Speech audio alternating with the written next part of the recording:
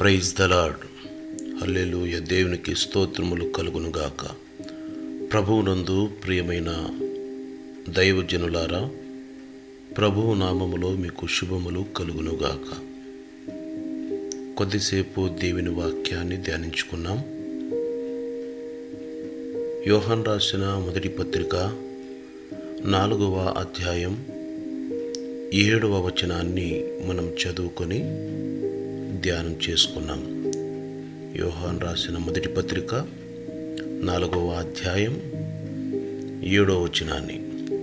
ప్రియులారా, మనము ఒకరినొకడు ప్రేమింతము, ఏలైనగా ప్రేమ దేవుని మూలముగా కలుగుచున్నది. ప్రేమించు ప్రతివాడును దేవుని మూలముగా పుట్టినవాడై దేవుని ఎరుగును. ప్రభువునందు ప్రియమైన వారలారా, ఇక్కడ వాక్యం ఏం సెలవిస్తున్నది అనగా, మనము ఒకరినొకరు ప్రేమించాలి అనే వాక్యం సెలవిస్తూ ఉంది.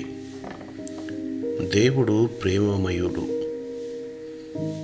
ప్రేమ లేనివాడు నావాడు కాదు అని చెప్పాడు. ఎందుకు ఆయన ప్రేమమయుడు అనగా, ఆయన చేత సృష్టించబడిన మనం ఆయన పోలికగా మనల్ని చేశాడు గనుక దేవుని ప్రేమ మనకు చాలా అవసరమై ఉన్నది. దేవునిని ప్రేమించటం అనగా దేవుని వాక్యాన్ని అనుసరించి నడవటమే. క్రైస్తవులు అయిన మనం, దేవుని బిడ్డలుగా మనం మారామని చెప్పుకుంటున్న మనం ఒకరినొకడు ప్రేమించవలెను. నేడు అనేకుల జీవితాలలో ప్రేమ చల్లారింది. ప్రేమ కనబడుటలేదు. ఒకరినొకరు ద్వేషించడం, నేను గొప్ప నువ్వు గొప్ప అని వెళ్ళటం, దేవుని కంటే మరి అనేకమైన వాటిని ప్రేమించటం, ఇలా దేవుని ప్రేమ మన జీవితంలో తగ్గిపోవటం వలన దేవుని ఆశీర్వాదములకు మనం దూరమై ఉంటున్నాం. అయితే ఇక్కడ పరిశుద్ధ గ్రంథం చెప్తుంది, మనము ఒకరినొకడు ప్రేమించవలనని. ప్రేమ దేవుని మూలముగా కలుగుచున్నది అని.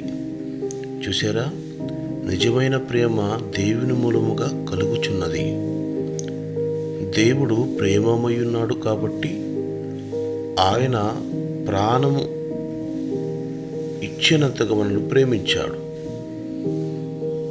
యేసుక్రీస్తు ప్రభువారు లోకానికి వచ్చినప్పుడు మన స్థానములో ఆయన మరణించినట్లుగా మనం గమనిస్తూ ఉన్నాం. ప్రియమైన దేవుని బిడ్డలారా, దేవుడు లోకమును ప్రేమించి మనలను ఆయన తన సొత్తుగా చేసుకున్నాడు కనుక ఈరోజు మనమందరము కూడా ఆయన వాక్యాన్ని ప్రేమించి ఆయన కొరకై బ్రతుకుతాం. దేవుడు అలాగా మనకు సహాయం చేయనుగాక. దేవుడు మిమ్మల్ని దీవించునుగాక. ఆమేన్.